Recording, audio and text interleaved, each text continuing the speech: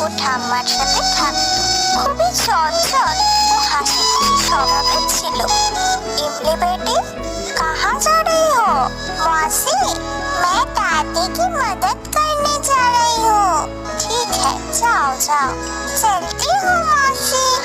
तारा भुट्टा बिक्री करे जीविका निर्वाह करतो। लो साबजी, চারিদিক পাহাড় ঘেরা সুন্দর একটা সরোবরের ধারে তাদের ভুট্টা গাছের ক্ষেত ছিল। ইমলির পরিবারের বেশ ভালোভাবে দিন কাটছিল, কিন্তু হঠাৎ একদিন এক ঘটনা ঘটলো। চারু, মেঘের অবস্থা তো আজ অত ভালো নয়, তুমি আজ বরং ছেড়ে দাও, কাল যেও। তা বললে কি হয় মা, কাল তো আবার ভুট্টা বিক্রি করতে হবে। হ্যাঁ, কিন্তু তুমি চিন্তা করো না মা, আমার কিচ্ছু হবে না, আমি ঠিক চলে আসবো। মা, তুমি সাবধানে যেও। ঠিক আছে সোনা। এই বলে ইমলির মা চলে গেল। পাহাড়ে চারিদিক মেঘ যেন তার সাদা পোশাকে ঘিরে রেখেছে, কিন্তু ইমলির মা সেই যে গেল আর ফিরে এলো না। দেখতে দেখতে দুপুর গড়িয়ে বিকেল ও বিকেল গড়িয়ে রাত হয়ে গেল, তবু সে ফিরে এলো না। ঠাম্মা, ও ঠাম্মা, মা কখন আসবে গো? হ্যাঁ রে, তাই তো, তুই কোনো চিন্তা করিস না, চারু ঠিক ফিরে আসবে। এইভাবে অপেক্ষা করতে করতে বেশ কতগুলো দিন কেটে গেল, তাও ইমলির মায়ের কোনো সন্ধান মিলল না। ইমলি ও তার ঠাম্মা খুব কষ্ট পাচ্ছিল। আমার মা কোথায় গেল? তুমি আমার মাকে ফিরিয়ে দাও না।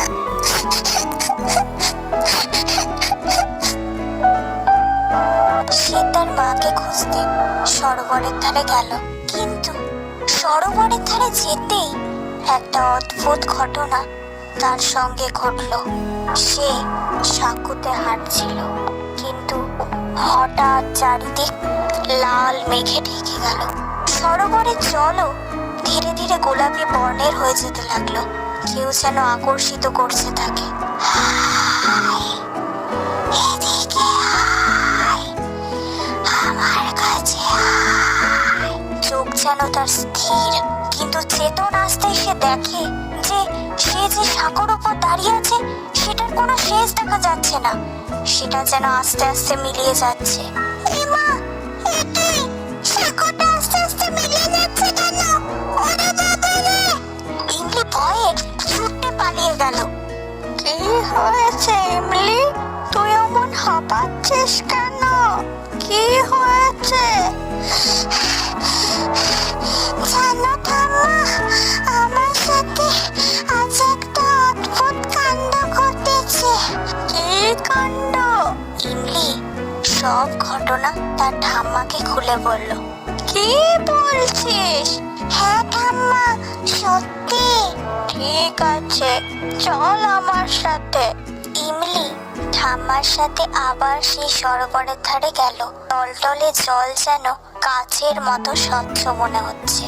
তুই যে বললি গোলাপি সরোবর, কই? হ্যাঁ গো ঠাম্মা, আমি দেখেছি। ধুর, ওটা তোর চোখের ভ্রম। না, ওরা কি দেখেছি? কে কে?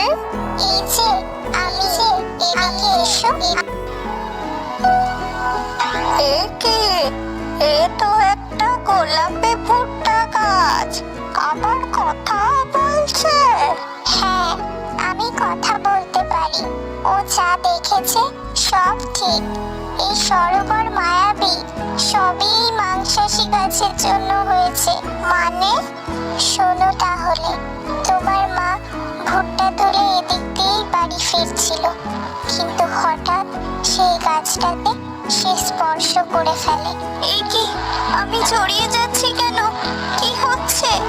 তুই আমার জালে আটকে পড়েছিস, তোর আর কোনো মুক্তির পথ নেই। ছেড়ে দাও, ছেড়ে দাও আমায়। তাহলে আমার মা এখন কোথায়?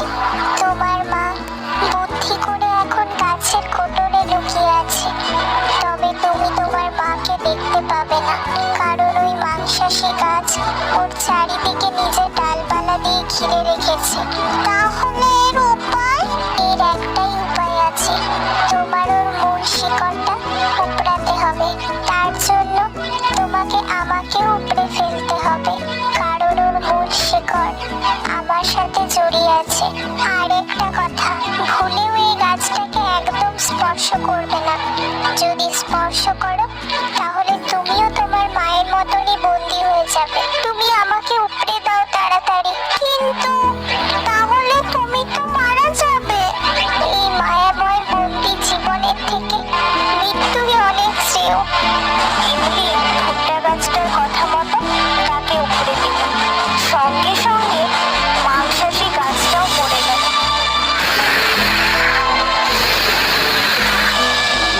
মা, শোনো, তোমরা ভালো থেকো।